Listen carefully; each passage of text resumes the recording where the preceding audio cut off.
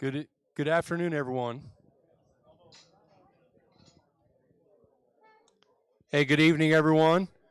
We're live, so come on and find a seat, wrap up the conversation, and let's get things moving. I like to move meetings to start on time, and I like them to end on time. So let's uh let's come on. Welcome to everyone. This is our monthly meeting of the Kansas City Woodworkers Guild. I want to welcome and all of you that are here live. Thank you for. It's nice to see more people coming back live. I think we can all agree it's fun to yeah, applause for everyone that came back live.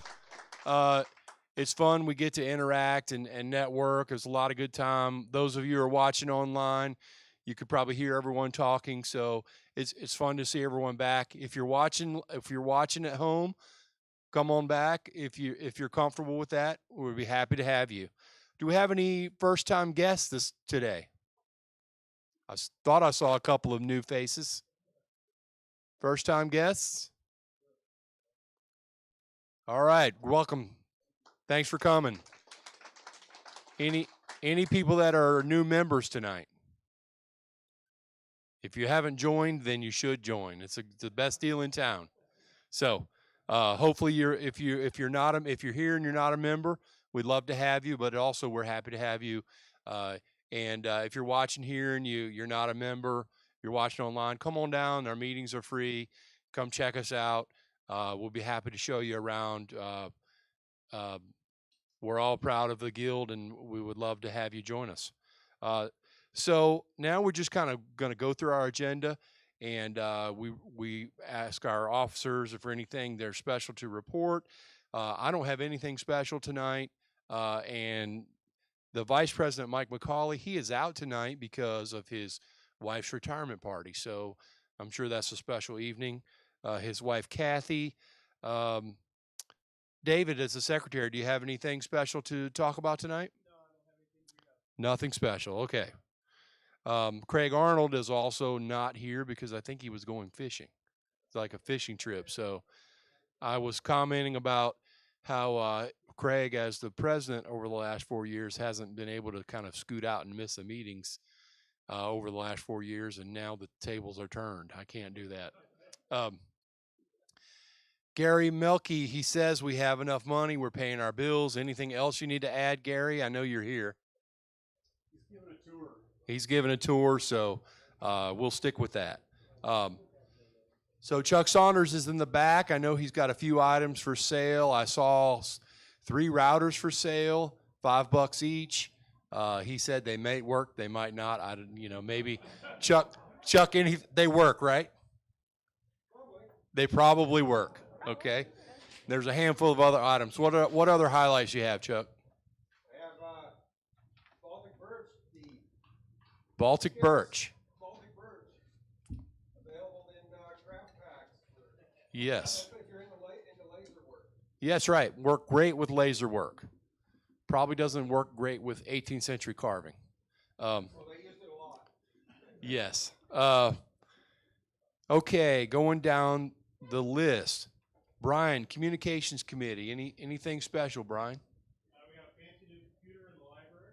Fancy new computer in the library. Much faster. We'll reorganize the ability to use the magazine collection on that computer, which is nice. So they can hear me. You could probably come up and talk. That way I don't have to just repeat what you're saying.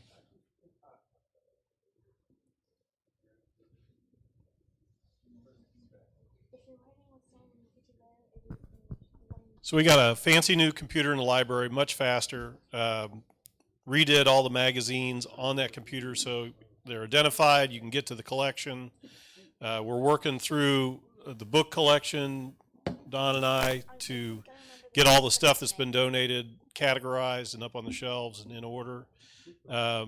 Soon going to have a mobile television setup that we can roll into any of the training rooms and have DVD capability on that so we can use it, maybe even do remote classes with people if we got that tricky.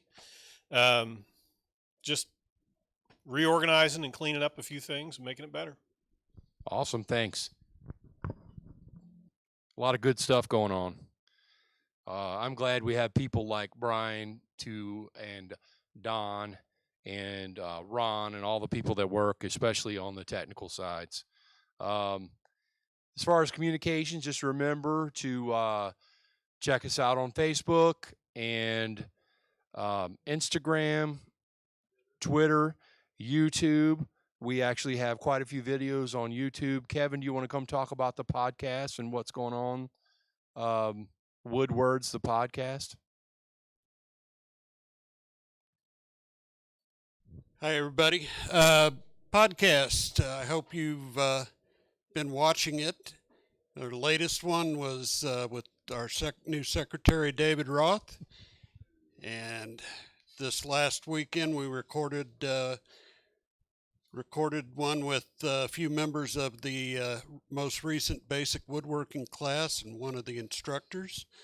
And we'll see what we can do going forward. So is the Brian Roth one, is that up yet?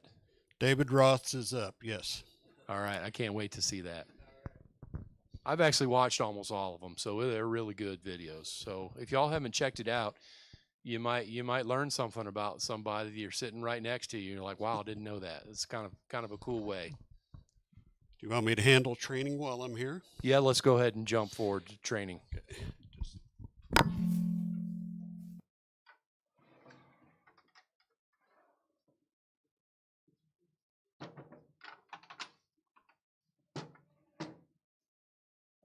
This is a Dutch tool chest. This one particularly was built by Christopher Swars back around 2014. The only class that has an opening now, and it only has one opening, is Rob Young and Wayne Peterson are teaching how to build this, and it's a entirely hand tool class. So if you're interested, hit Sign Up Genius on the website. Other than that, we've got, let me get out my list here, because all these are full. We've got Introduction to Kumiko that Wayne Peterson and myself will be teaching. That's January 11th. That is full. June.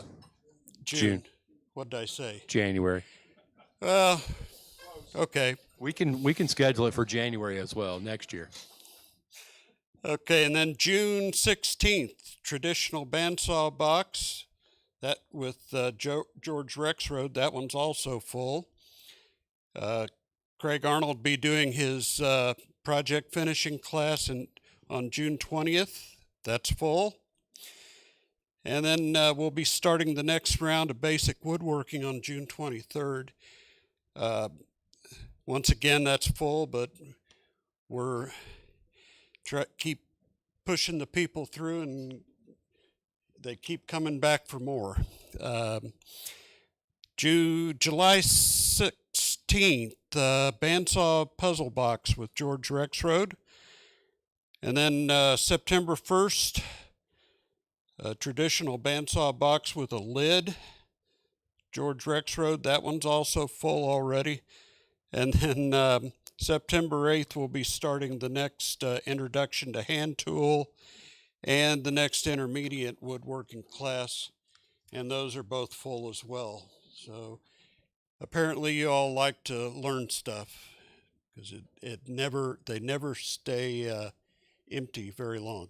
That's a good problem to have, but it is also some, so we'll continue to put as many classes out as we can put together. I would say that Kevin's always looking for instructors to bring up classes, and I would say that if you all have some class that you really would like, and maybe we have somebody at the guild that we can tap for a class. So bring those ideas to me or to Kevin, and we've got the whole spectrum at the guild. I always say that we have so many different people that are into so many different aspects. It's not what I like or what Kevin likes, it's what you all like. So and the classes do go fast. So when you see something you're interested in, it's kind of like walking through a house, right? All the classes are posted at 7 o'clock on Tuesday. So they're usually sold out by 7:15. I will give you a heads up. There'll be one coming up, what did we say, in June? So so June 25th, and we're still putting this together. But so June 3rd, the first Saturday of the month, we always had skill builders, and we just had one in May, which was what, Kevin? That was John Sloss teaching us the lead dovetail jig. So June 3rd, I'm going to be doing the skill builder, which is demonstrating how to carve a ball and claw foot. And I know that it's maybe period furniture is not super popular, but maybe someone's interested in learning how to carve a ball and claw foot using traditional methods. And then on the 25th of June, we'll put together a class if you want to learn how to carve one hands-on, we can do that. Just a one-day class. Look for that to be posted sometime in the next 2 weeks. And that's all I have, boss. Awesome, thank you. Going back through the agenda, the newsletter just came out earlier this week, so Ron is here. Thank you again, Ron, for all your work you do on the newsletter. I will say that Ron is always looking for articles. If you got something you're interested in, or you're like, man, I think the people on the list, and this doesn't just go to the members, it goes to members and the people that are associated. How many does someone know how many people does the newsletter go to every month? Almost 4,000. So it's a great way if you have something you'd like to share. And if you also, the same thing I said about the training, if you're like, hey man, I've got a great idea for an article, but maybe someone else could do it, let Ron know, and maybe Ron know, or let me know, maybe someone here would be, or if you know somebody who has a great topic, but they're a little gun shy about writing an article, encourage them to do that. So, and it could be about anything that floats your boat. So, would love to see more entries on the newsletter. So the website, is Mark here? And Brian, I know, is working on the website. You talked about that a little bit. Don is here. You have magazines for sale, Don? Magazines and books for sale. Those are great deals. And I know I went through a phase about, it's probably been 16, 18 years ago, where I was seeking out all these magazines and buying them on eBay. And I still have them all, but it's amazing here how many are available, and I paid good money for those. It's hard to get them. And they're still full of information. I bought a few a couple of weeks ago, and they were awesome. I sat down and read every one of them. Chris McCauley at events has nothing to report. Membership from I didn't see Jim Berard, but the report says we're at 842 members. We're kind of in our build back throughout the year. So we'd love to see you all, the new faces. We'd love to see you and new members, and you online again. Come on in, join us. Safety, I don't believe Steve is here. Does anybody? Steve is here. Anything to discuss? Oh, Steve, anything to talk about safety wise? Come on up and introduce yourself. Steve is newly elected. Volunteered or drafted, however you put that. Drafted, yes. Been a guild member for, 5-6 years now, but really looking for help, I guess. So if you're willing to be on a safety committee, just talk about what we have done, what we need to do going forward, it can be done. That's about it. And then, I don't know, I was going to throw this out there. I think the easiest way to reduce accidents is to reduce open shop hours. So fewer open shop hours, fewer accidents.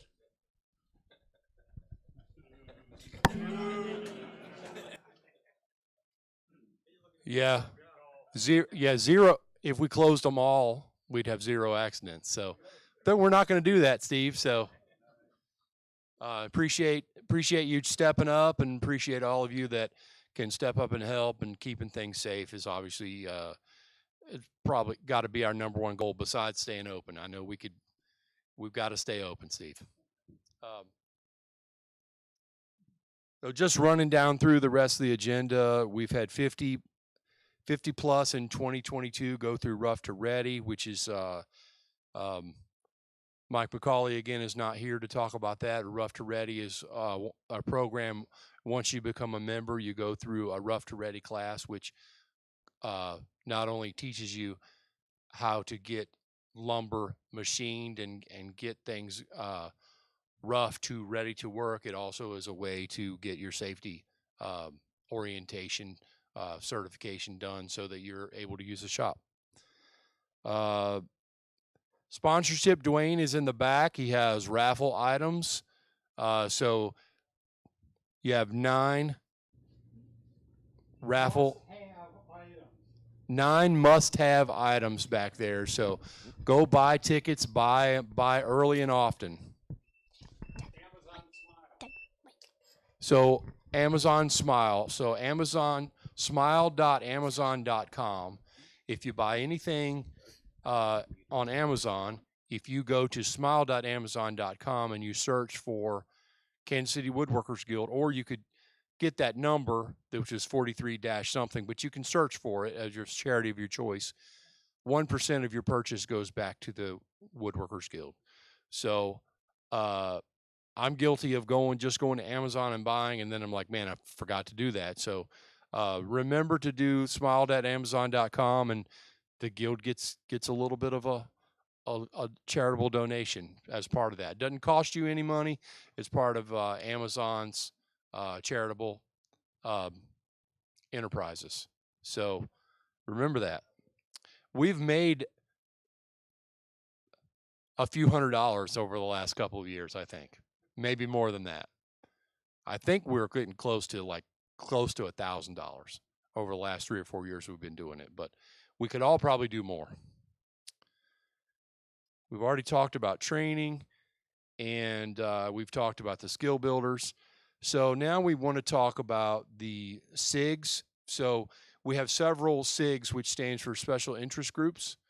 And first one to talk about wood carvers. Anything, Dan, to talk about? Every week, every month. Come on up, Dan.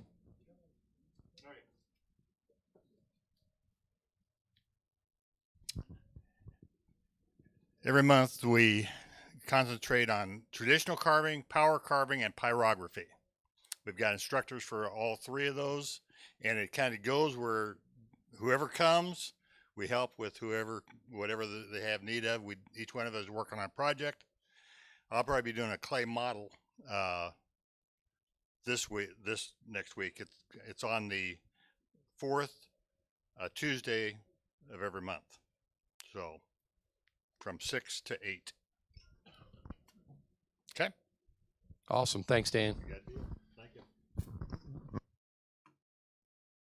If any of you all are interested in bird carving, lifelike bird carving, Dan has taught many classes over the years. And last meeting, you all saw one of your students got 2 amazing carvings in. So obviously he was very talented himself, but you do a great job of teaching that. So if you all are interested in, Dan is definitely the resource to go to. And so you might want to check out the SIG and come in and just introduce yourself and see what's going on. CNC, is there anything to talk about, Gary or Ed?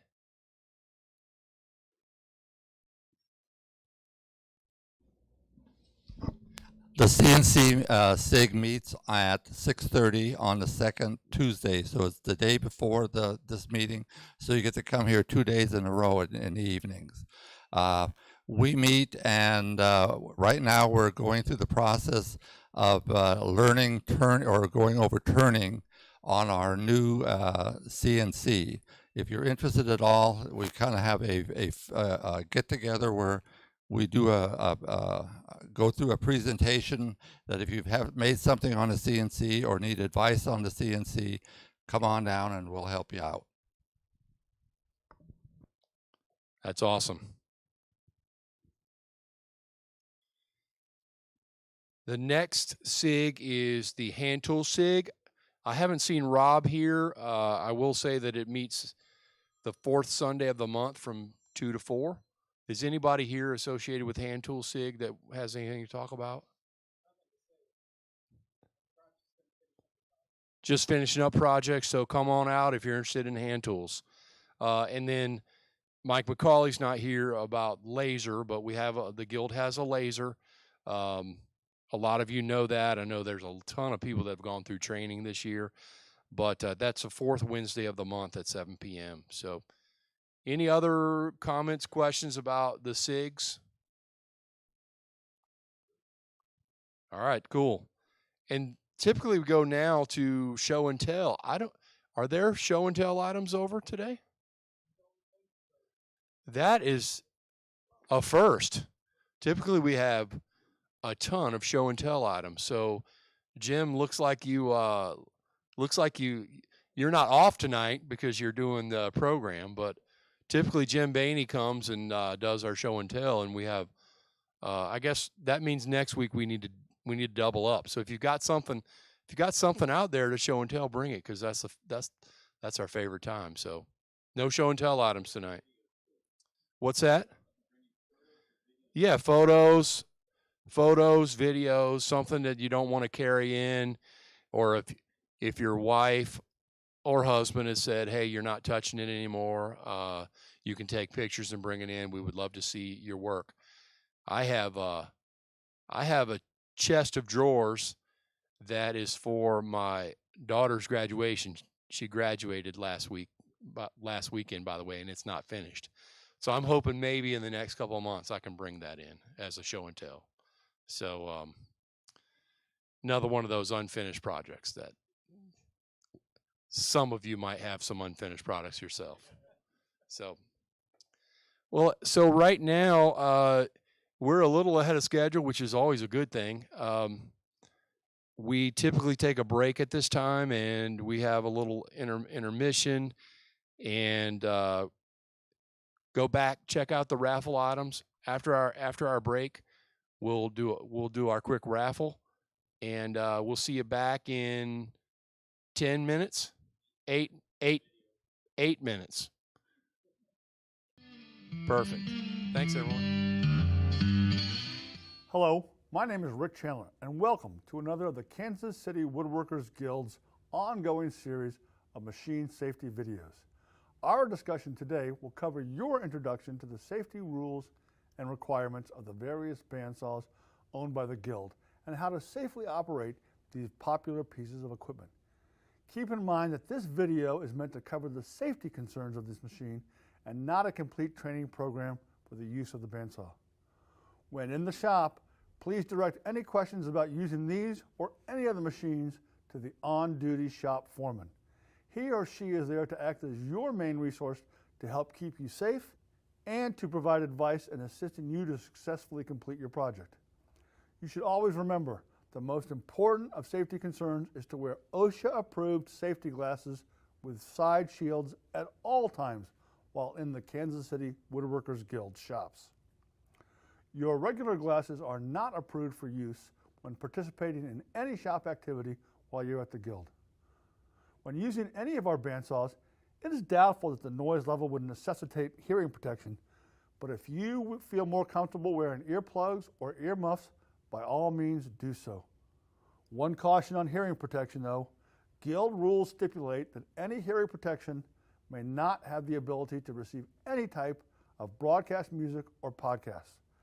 Failure to follow this requirement may result in losing your shop privileges. The bandsaw has a thin blade in the form of a continuous loop. It is useful for cutting curves, resawing, and cutting thick material. Before turning on the bandsaw, make sure that the blade tension lever is in the on position and that the blade tracks with the gullets tracking in the center of the tires when you rotate the wheels by hand. The teeth of the bandsaw blade should be pointing down toward the cutting surface of the saw. The blade should be 1/32 of an inch from the roller bearing guide behind the blade. There are guides both above and below the saw table, and both should be checked for proper adjustment. Side guide bearings or blocks should also be adjusted to 1/32 of an inch away from the sides of the blade and should be behind the teeth on the blade. If you aren't sure what the tolerances are or how to set them, check with the shop foreman, and they can help you the first time you're going through the process.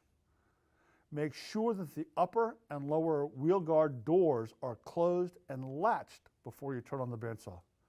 Set the upper guide as low as possible to your workpiece without touching the wood you're going to cut. This guarantees that the blade is completely covered without room for a finger to accidentally slip under the guide. The maximum distance for the guide to be above the stock should not exceed 1/4 of an inch or as low as possible if you need to clear a fence mounted on the bandsaw. Any bystanders should be instructed to remain away from the right-hand area of the saw and not be closer than 24 inches from you while you're operating the saw. It is especially important to keep any bystanders away from the right-hand side of the bandsaw. Broken blades have a tendency to fly out to the right and may cause very serious injury to bystanders standing on the right side of the machine. To power up the bandsaw, ensure that all doors and covers are in place and latched. Then, first turn on the dust collector that attached to your saw, and once the dust collector is on, power up the bandsaw, first making sure that there are no objects touching the mounted blade. Make sure that the equipment has reached full speed before you approach the machine to begin cutting your material. Also remember, the 3-inch rule always applies. That is a 3-inch buffer on all sides of the blade. Your fingers, hands, and other body parts should never be allowed to become closer than 3 inches away from a moving part of the machine. It is also important that you not be wearing jewelry or loose clothing.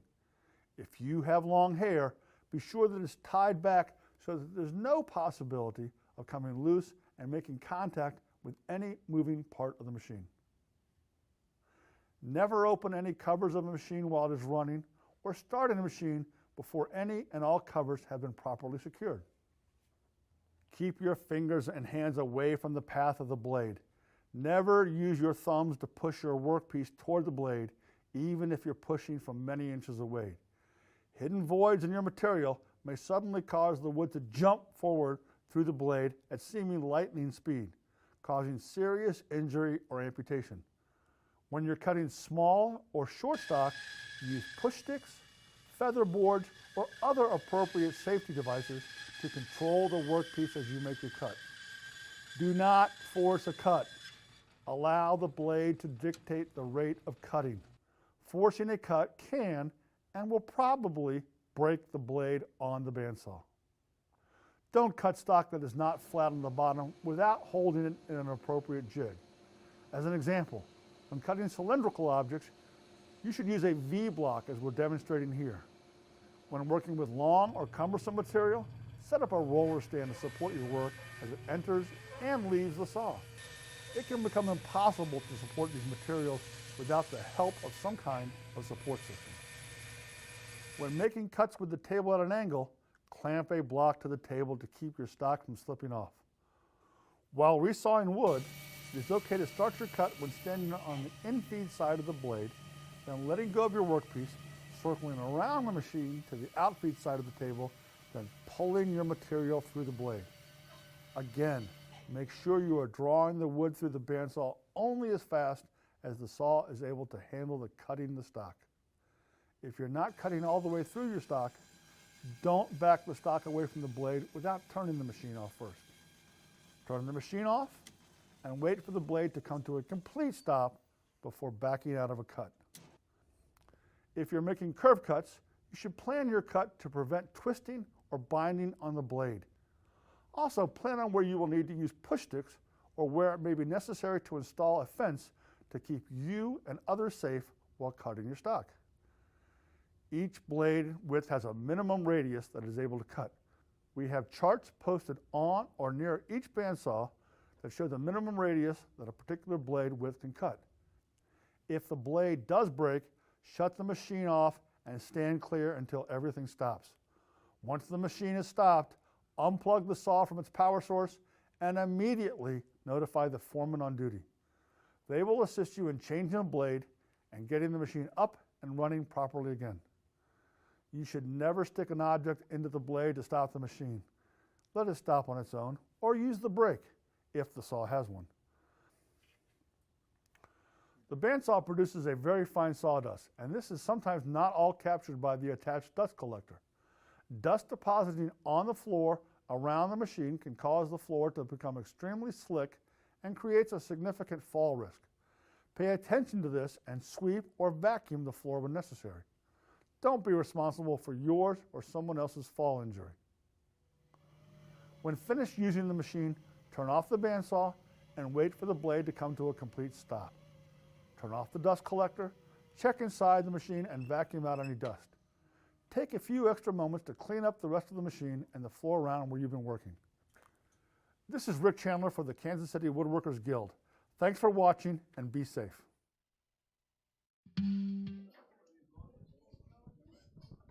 Okay, welcome back. Okay, welcome back. Guys in the back, we're ready to go for the program now. You don't want to miss Baney. Jim, thank you so much for volunteering to do the program this evening. I should have advertised this as the art of the breadboard. I had no clue that you could do so much artwork in a breadboard. Honest to God. While I'm talking about the program here, introducing the program here, since there's still some guys wheeling and dealing back there for some lumber, I'll tell you about next month's program as well. Someone introduced me to the Propeller Girl. Her grandfather was a crop duster, and somehow he got interested in making wooden propellers, and somewhere along the line, the family bought out the equipment of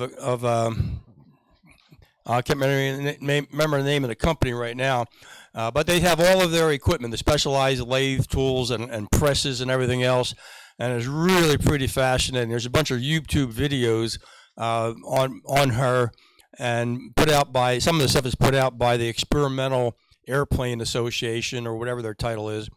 Her family has been at Oshkosh 28 years, so they're really involved in it. If you think that wooden propellers are for antique airplanes, think again.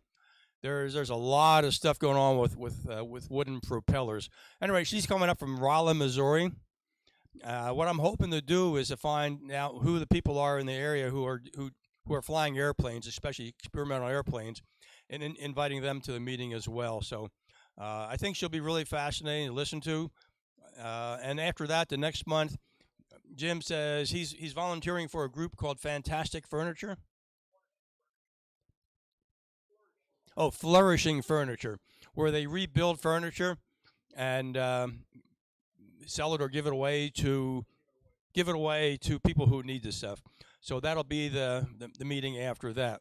And then it looks like we'll probably have a wood carving program the following month, at least as far as how to design a model for the face, all the measurements and stuff like that. So with that in mind, Jim, program's yours. Okay.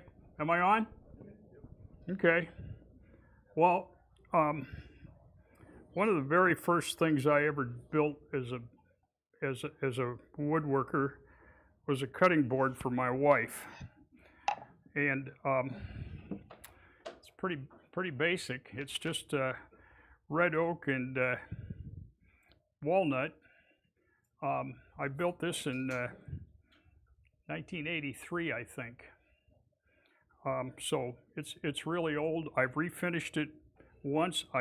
I built this thing when the only waterproof glue that you could get was a 2-part red glue that you mix together as two powders, and you mixed it together as a liquid, and it clamped it up. Did a pretty good job, my wife dropped it on the floor year or so ago, and it broke in two at one of the joints. So you can tell somewhere on there I re-glued it.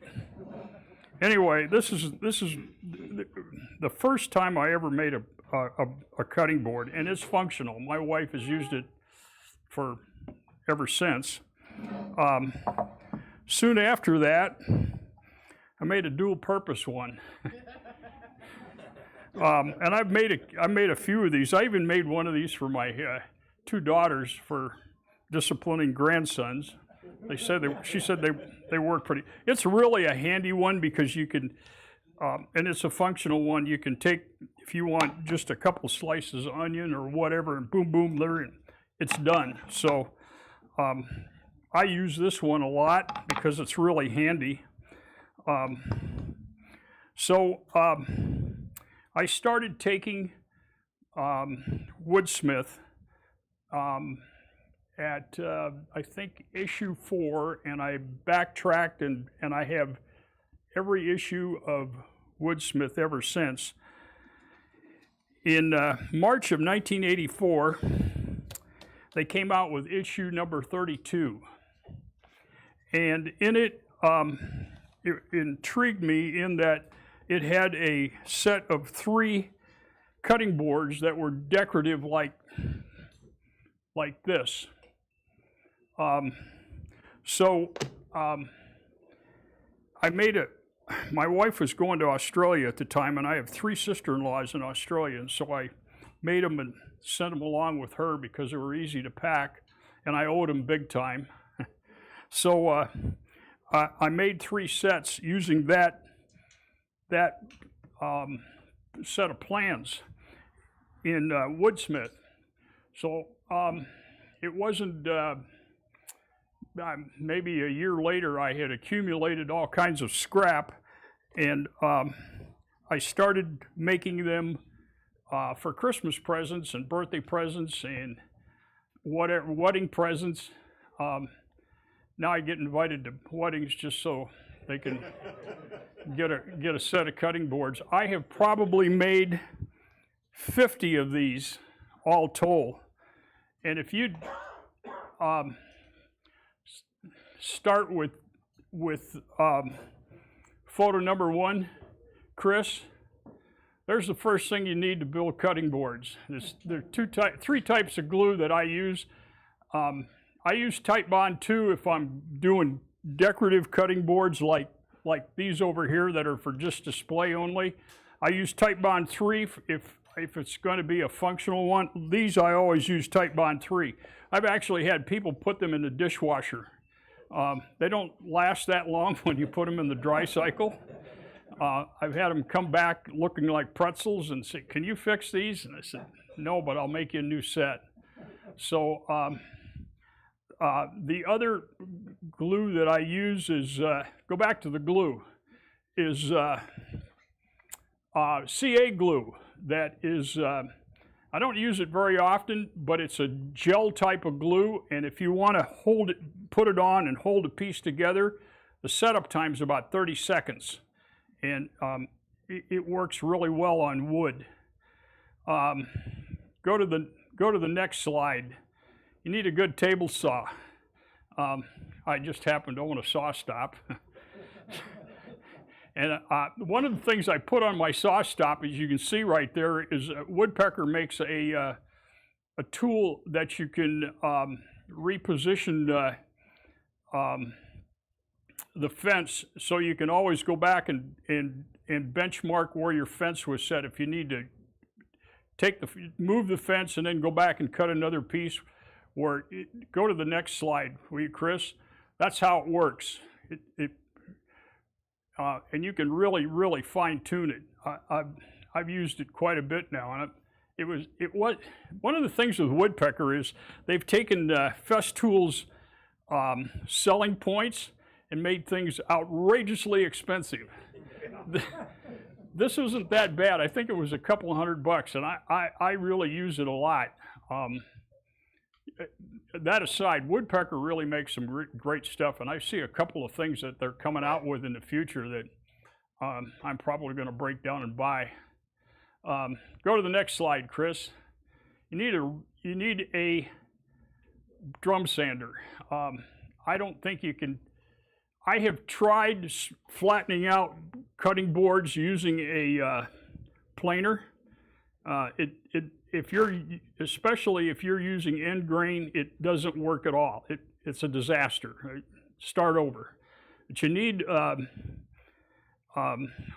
I call a decent drum sander, and I think Powermatic makes probably one of the best ones out there. I really use that machine a lot, and I like it. Go to the next one, Chris. It also helps if you have an edge sander.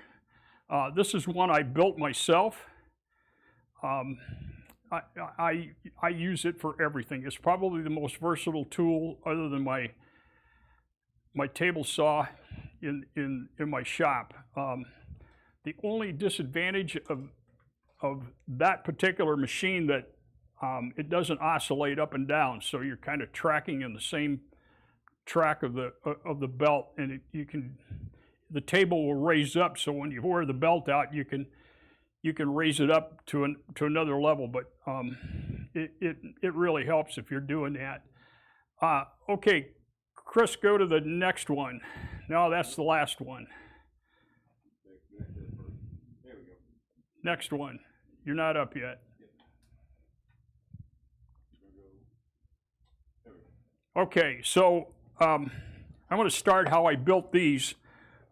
I started with 3 blanks. You want to go through the first 3 real quickly. One, that was maple, cherry, and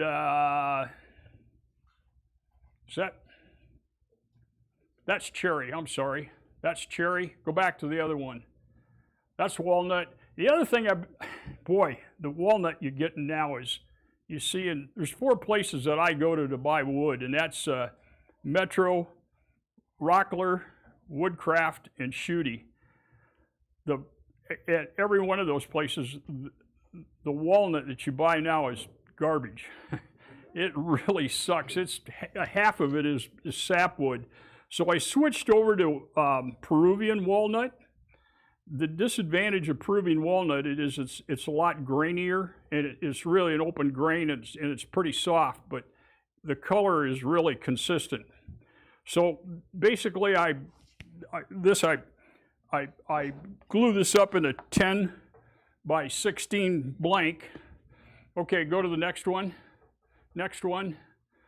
Okay, there's the 3 blanks.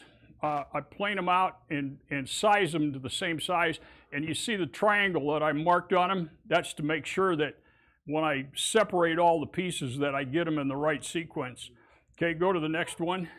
That's where I take and just run a bead of glue right here, a real thin bead of glue right here, and I glue all 3 of them together. So when I cut them, they stay together. Next one. There I'm cutting some thin strips of Purple Heart on, you'd think I'd remember that, on the bandsaw, and that's the accent strip that's in here. Next one. There I'm using a guide, and I just nail that guide on the outside edge away from the blade, and then I cut all 3 of them at the same time on each cut. So go to the next, Chris. There I'm running the thin strips through the edge sander to get them consistent. Next one. There I'm at the last one. You can see on this one, I make this cut right here with the bandsaw, just because it's different. And I use a thin piece of wood and a nail on each side, and bend it in place and put a mark there and take it over to the bandsaw and cut it. One of the things you want to do is you want to make sure you're pushing that through constantly and not doing this, because it's not going to glue together very well. Next one. There I am cutting it on the bandsaw. Next one. There are the 5 pieces cut separately. Okay, go to the next one. They're separated and glued back together. I actually use 3 clamps in that just for photographic purposes. I just put the 2 outside clamps on. Next one, that's the maple one. There's the cherry one, and you can see where I stay, like with the maple one, it's maple, maple, maple, and then cherry, walnut, and then I oscillate or between the 3 of them. So when they line up, they do the same thing as they line up. Cherry, walnut, maple, cherry, like that all the way through. Next one. Gluing these things up can be a real hassle. So what I do is I try and hold them all together and put this clamp on this side right here first and get it just snug and keep them even. And then because of this curve right over here, put the last one in. The last clamp, get it tight, get it snugged down, and then once it quits sliding, it will it'll get tight, and you want as tight a glue joints as possible.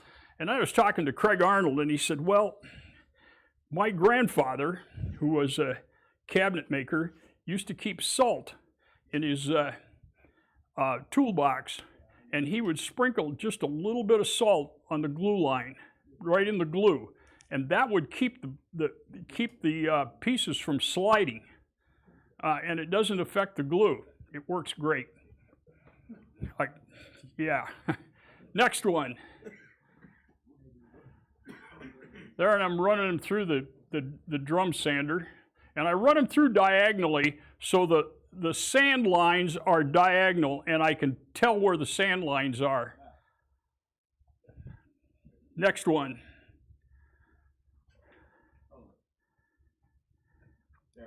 All right, there I cut the edge, the front edge off. I squared this edge, and then I take them over on the table saw and size them. Next one. So there I cut them for width, and the widths are every 2 inches. So this is 10, 8, and 6 inches in width. And then the next one, there I cut them for length, and the length difference I think is 2.5 inches. So they're basically, they're sized. So next one. Then I round over the edges, and what I use I own every tool there is, so I go over to my hole saws. I get a 2.5 inch hole saw, and I use it for an 1.25 inch radius on there, and I cut just a little bit off with the bandsaw. Next one, and then I go over on the edge sander and round it off and sand it off. Woodpecker makes a tool that you can use a router to turn over the edges, and they got different radiuses, and I think that tool is like $500. Does that include the machine? What's that? Does that include the machine, the router with it? Are you kidding me? No, not with Woodpecker. Great tool company, but they're really expensive. Okay, go to the next one. They're rounded all 3 of them. Next one. Then I cut the hole in it and I set it up like this. Put a clamp on it. Go over to the drill press. Next one. Next, back.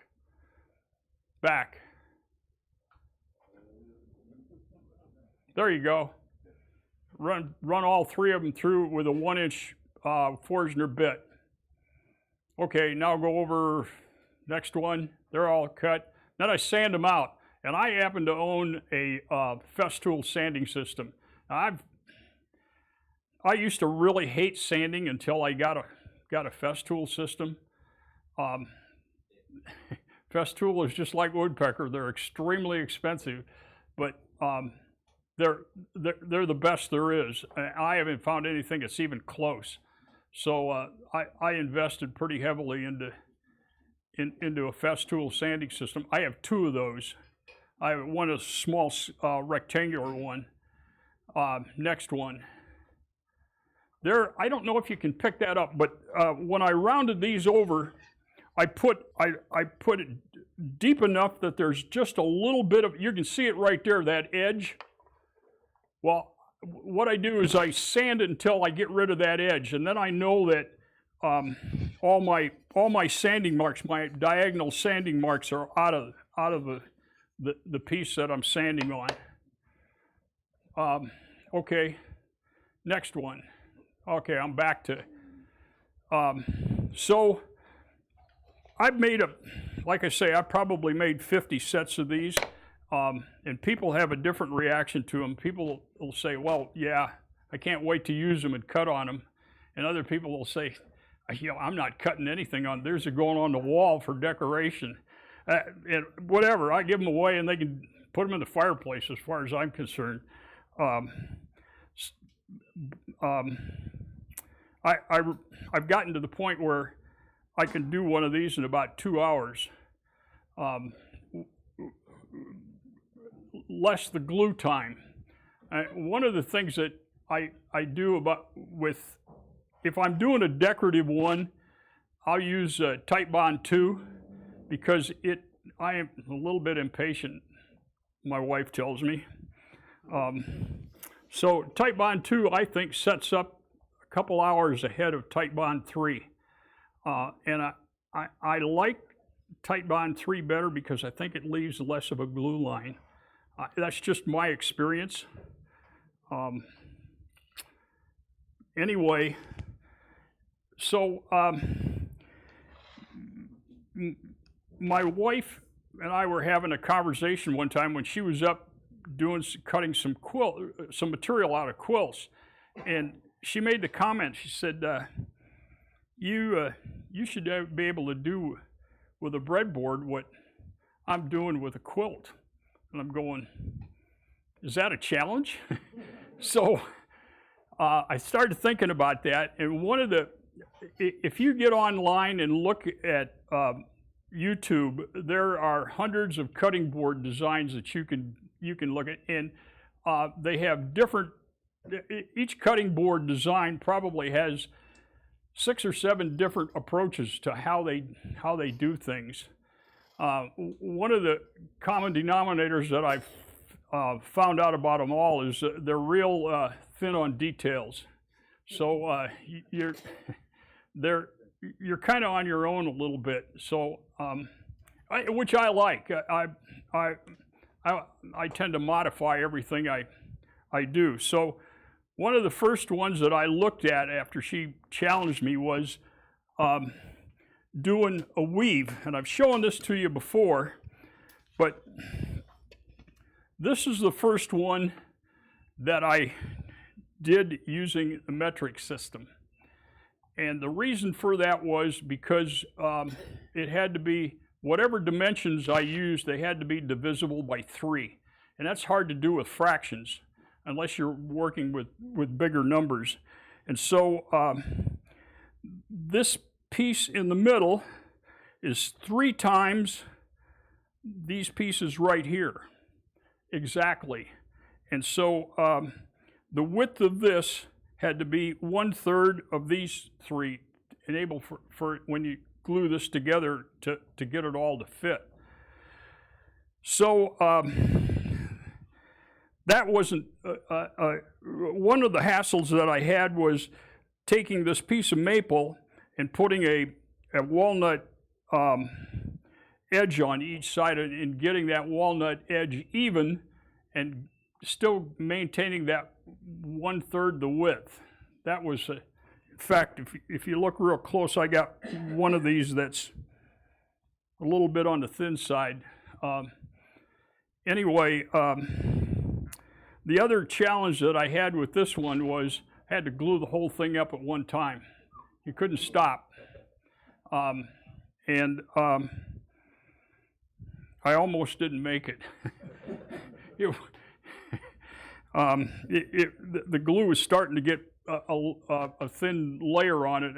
I could see. The other thing that I found out about gluing pieces together like this is I glue both sides, and I don't care how much squeeze out I get. I can take care of the squeeze out later. What you can't fix later is if you got a gap in the glue. So I sat with this one for a while, and then I put it up on the display, and my wife said, "Gee, can you make any more?" And I said, "Well, yeah." So I got onto YouTube and I started looking at all the different ones, and I looked at them from the standpoint of the simplest ones to getting down the line, getting more complicated as each one as I go. So the second one I did was this. It's called a free-flowing weave, and the only challenge to this one, it took a long time because every cut that I made doing this, and you lap over half, so you're making two cuts at the same time. You're making a mirror cut. Each time you make a cut, you got to glue it together. You got to wait for it to dry. So this easily took me about a week to do this.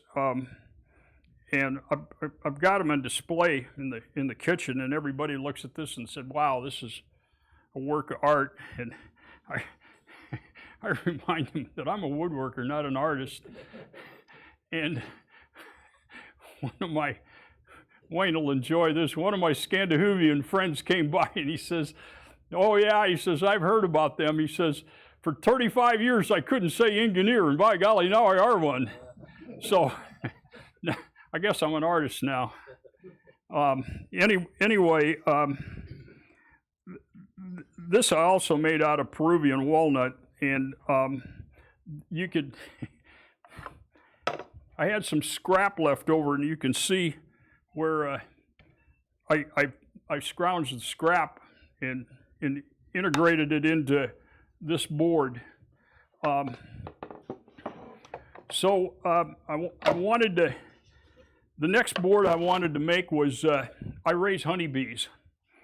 And I saw one that had the hexagonal hives in it, Beehive Design. And I thought, well, that's kind of intriguing. So I looked at several ways to build this, and I came up with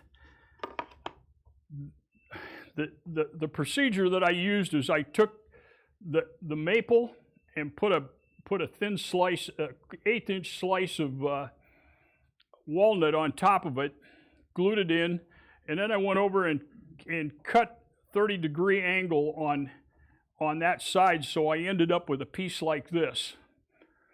And then I needed to put those pieces on the side, so as this. And so what I did was I made a jig, and I cut pieces longer than this, so I could sand them off. And I glued that together, and I put a spacer at the bottom, so the pieces actually went longer than the maple piece. And that's what, after I ran it through the drum sander, that's what I ended up with. And then I glued these pieces together like this, up and down, up and down, and up and down. And then what I did is I took my over on the bandsaw, and I cut them across here. And then I made another cut, and then I made these pieces about 16 inches long. And then I basically flipped them face to face and glued them together on this line right here.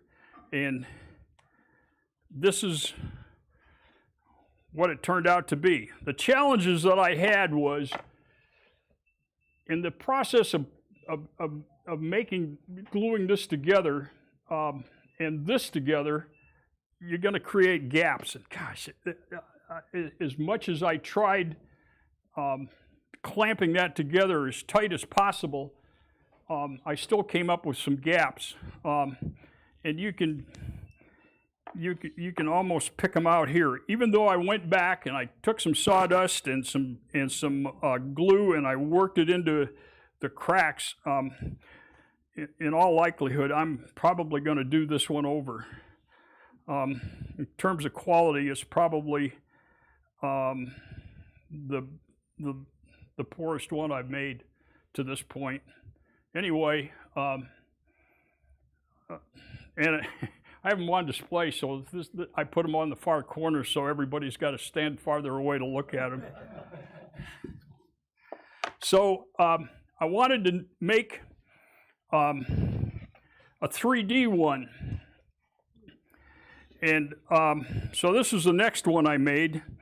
And this one is actually pretty simple to make because it's done in squares.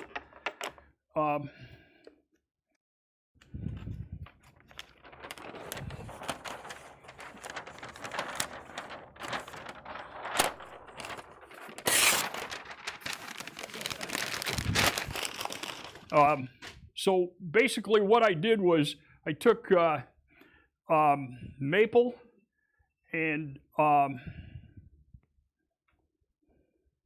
Swiss pear.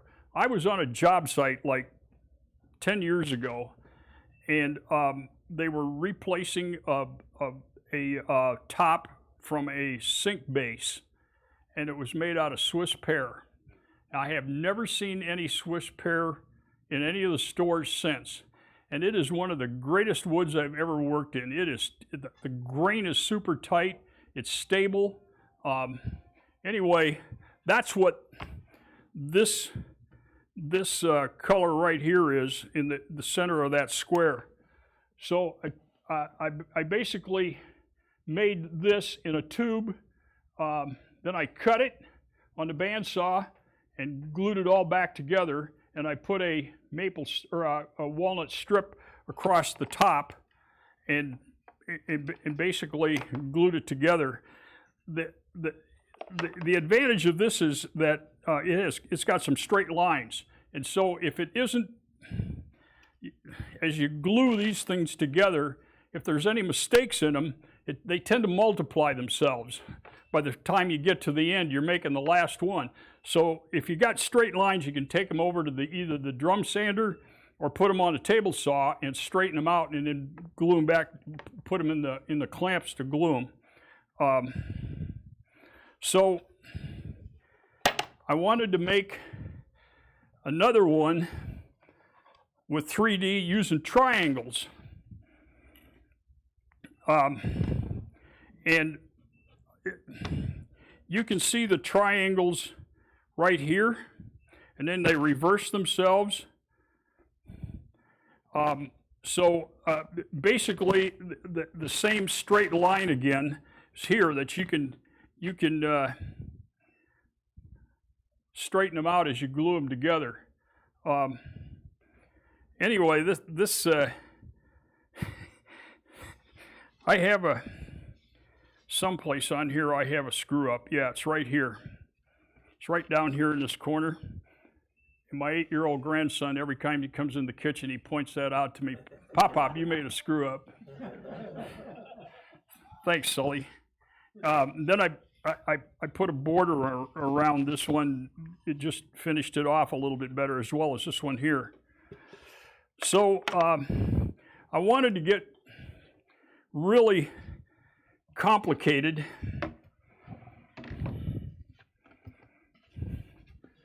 So this is the next one I made an endeavor to do. And I really had to pay attention on this one. This one is 6 different parts.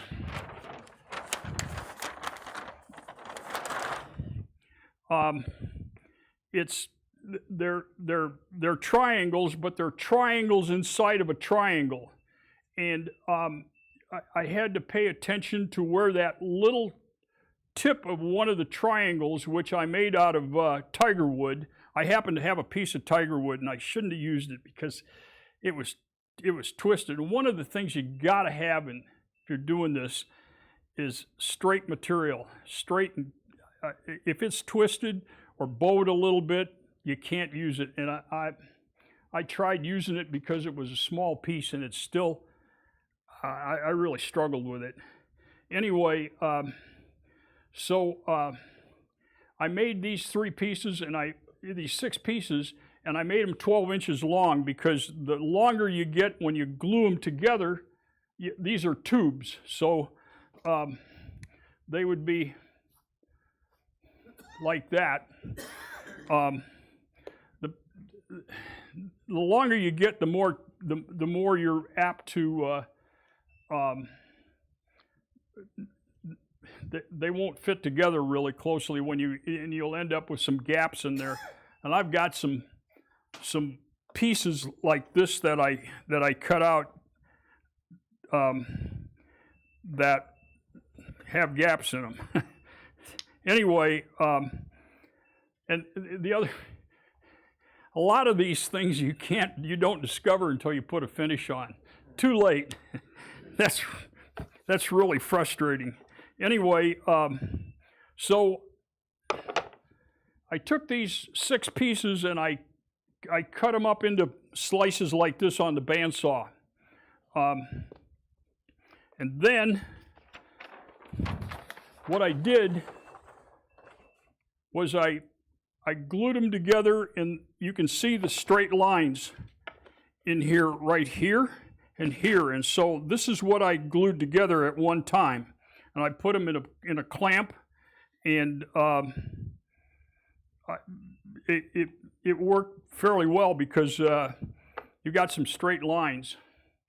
And this is what I tried to do, is that little corner, that little piece of tiger wood that's in each corner has to match up here, here, here, here, here, and here. And so that parallelogram is is basically what you're trying to put together. Got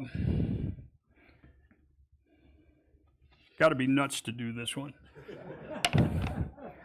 So the last one I tried,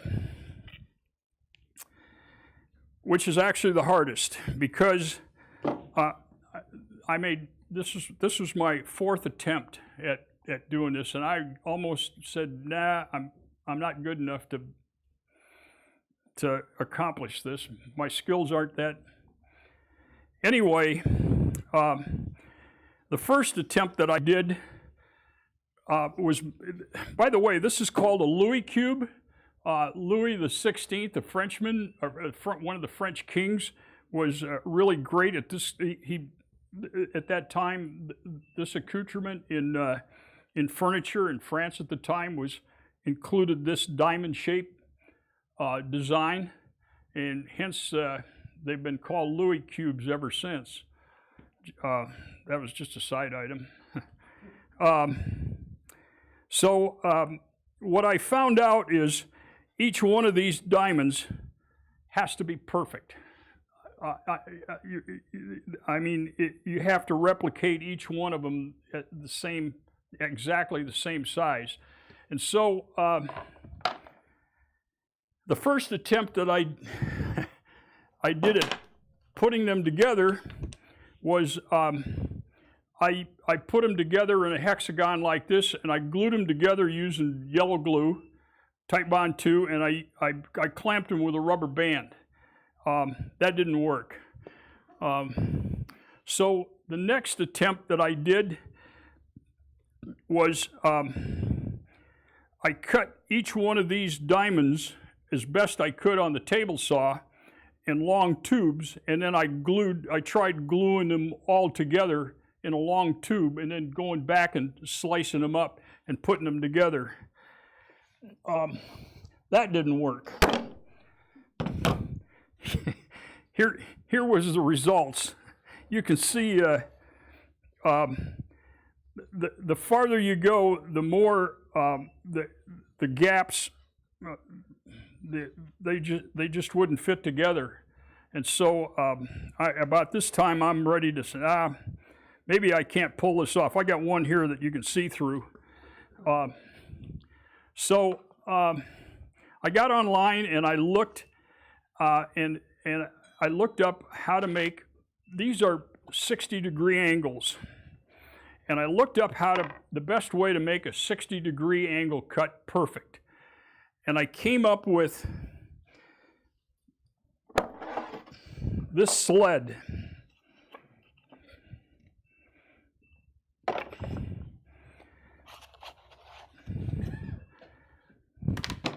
And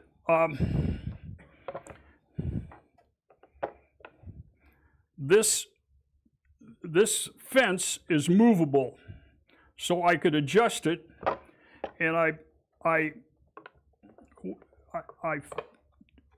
took some scrap pieces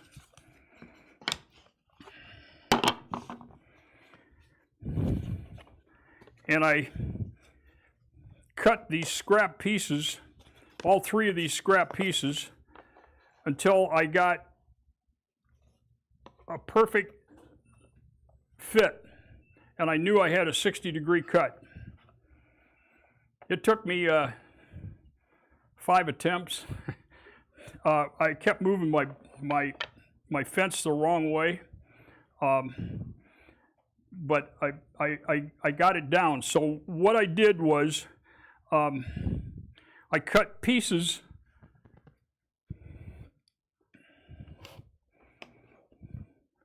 I cut pieces like this, a little bit wider, and I put them in this sled, and I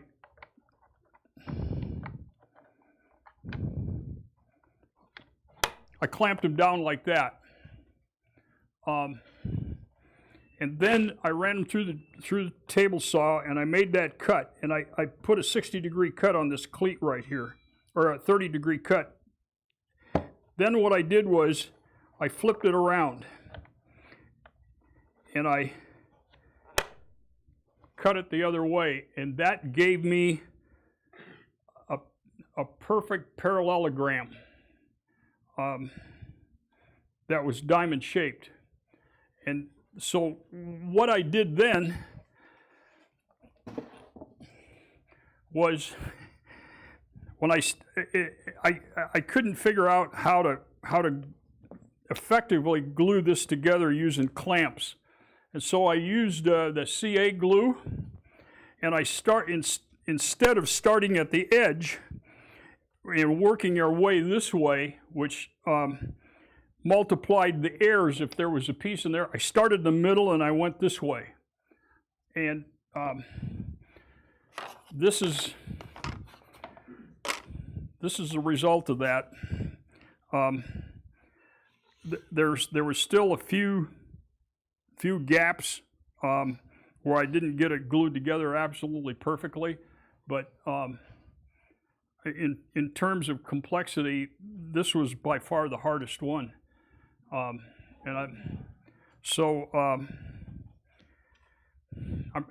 This one I'm pretty proud of. I'm not going to do it over. So, Chris, you want to bring up the last one? There they are. I'm displaying them above the kitchen windows in the house, and so this is my new kitchen, by the way. So everybody comes in and looks at that and said, "You're either got way too much time on your hands, or you're insane, one or the other."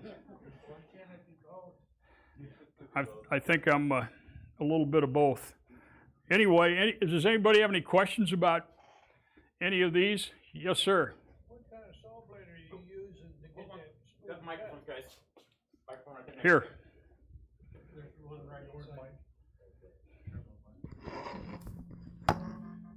What kind of saw blade are you using to get that smooth cut?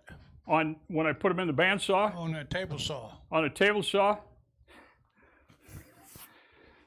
I have a saw stop, and I used to, before I had a saw stop, I had a unisaw, and I used forest blades. It's the only thing I ever. Foresters?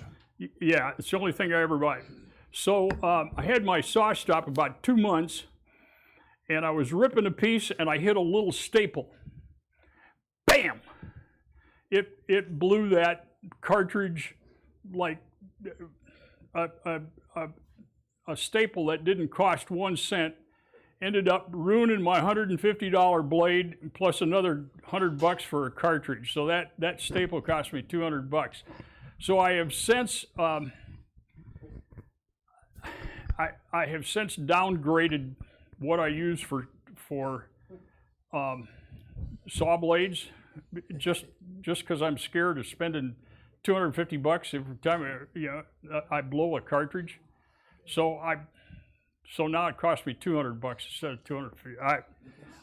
As long as it's sharp, that's you can run your fingers across the edge of the teeth, and if you can feel that really fine sharpness, it'll work. And I use 40-tooth blades on the table saw. Occasionally I'll use a 30, but if I'm doing some really heavy ripping, but I use a 40-tooth. If I'm using it on the bandsaw, if I'm cutting them, I use a 4-tooth, half-inch 4-tooth blade.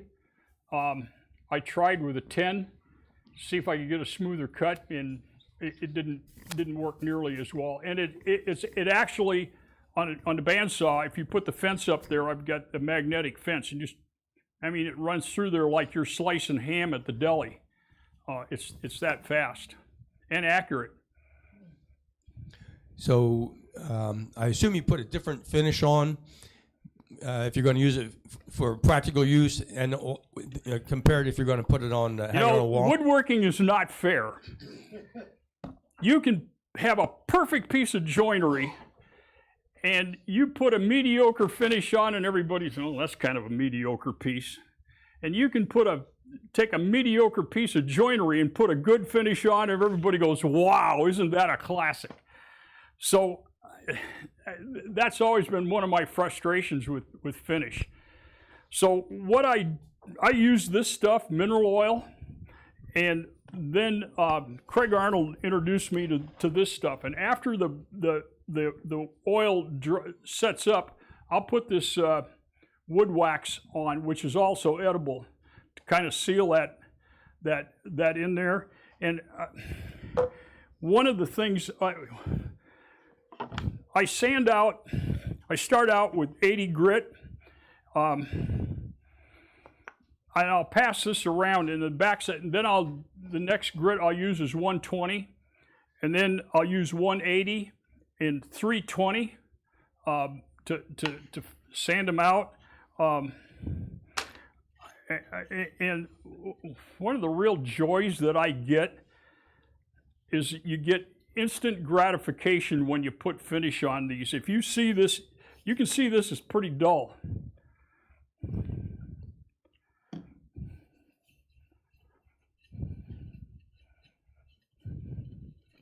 That just pops. That just, I look at that and say, wow. So if you don't mind getting your fingers a little oily, I'll pass that around, show you the difference. Any other questions? How much time do you have in that hex one, for instance? The Beehive one? Yes. That took me about a week. Figure it out. I got this down to 2 hours. I've done enough of these. This one, it took me, I got more time thinking about this, how I was going to do it, than I actually did it. But I guess it took me about a week. This one, it took me a week of study just to get this. I was going to put this on the wall up in where the other 6 are, but it was too big for that space, and I really I would have really ruined the design had I cut this down to get it to fit to that space. The rest took a couple of days. Hey Jim, will that jig work on other patterns? Sure. Yeah. Yeah, I happen to have the guide bar that I had bought for something else. You know, I'll probably end up. I scrap most of my jigs because they just stand around and take up space. I use this jig to cut those narrow 30-degree cuts on and run it up against the fence. That if you're doing angle, the second angle that you cut on a piece, that's kind of iffy. You're getting, even with a saw stop, I'm real nervous about getting my fingers that close to the blade.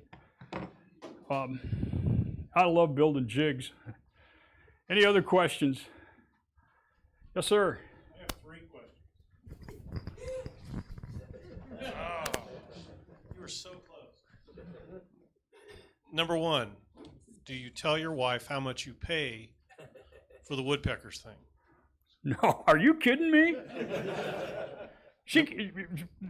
Well, we don't operate that way. I do my thing and she does her thing, and that's what works for us. We discuss major expenditures, but no, that's. Number 2, how do I get in the will? I'm sorry? How do I get in the will? That Powermatic is looking pretty good. Yeah, that's one of the things I'm starting to. One of my best friends was the Delta rep, and I own just about every Delta tool there is, and now Delta's no more. So I'm slowly phasing out of Delta and going toward Powermatic. All right. Number 3, if she says, I want circles on the next one. I'm done. I'm done.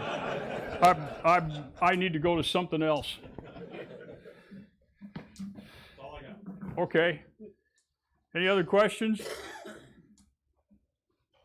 Thank you. I've enjoyed doing. And if anybody ever wants to do one of these and wants some feedback or some help, I'd be more than happy to. Jim, explain real quick just a little bit about that furniture thing, that furniture place. Okay. I used to be a Habitat volunteer, and I kind of burned out on it, so I've been looking for a community service project now that I'm semi-retired. Anyway, I found this organization called Flourish Furnishings, and it was a organization that was started out of Church of the Resurrection, which has an organization for just about everything because they're so large. And what they do is they collect furniture from all over, and they redistribute it to people in need. And they do it by rooms. They do bedroom suites, living room suites, and kitchen suites. And they get all this used furniture in. And what I do is I go over there on once a week, and I repair furniture, which is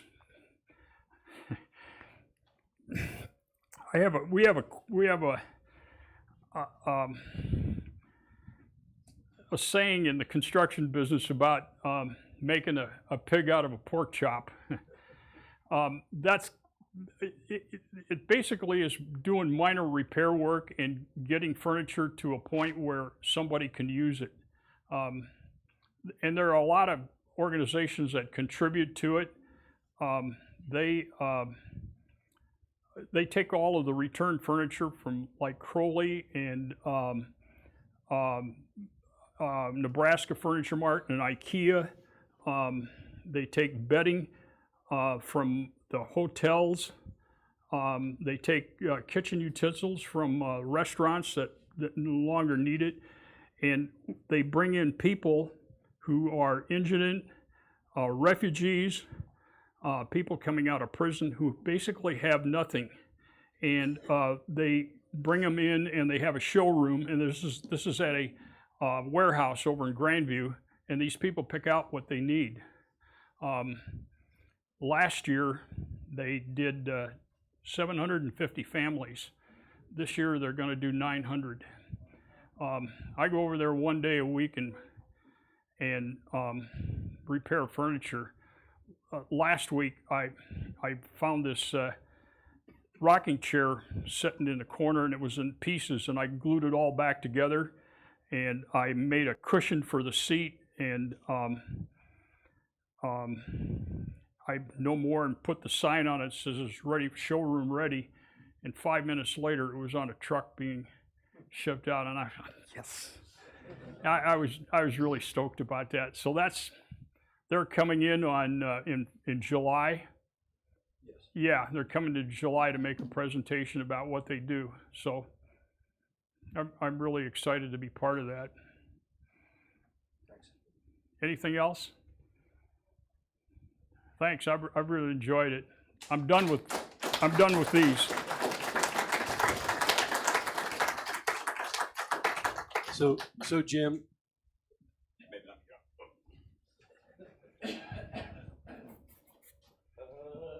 Someone try the green. Grab the green one real quick. That one kind of died. So over the years, I know, Jim, you've done several of these programs. Maybe not in the last little bit, but you've done several. Yep. And I was surprised to know that you never got one of these coffee cups. So the only way you can get its coffee cup is with the Woodworkers Guild is to lead a presentation. So that's the mug shot. Thank you very much, Jim. Great presentation. Enjoyed it. Better than the last mug shot I had. I could also say, as a fellow construction professional, I can think of a lot of other phrases that they were a lot less clean. Yeah. I bit my tongue on that one. Well, thank you again. Great job. Those are awesome projects. Thank you.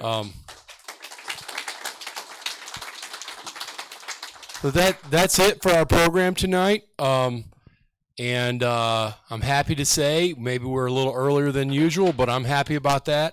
If, we could certainly use a hand cleaning up. You have a comment? Oh, okay. One comment about smile.amazon.com. If you get it into your browser, it comes up every time. You don't have to search for it. So just one comment that if you go search for it, it should always come up next time. So have a great week, everyone. We'll see you later.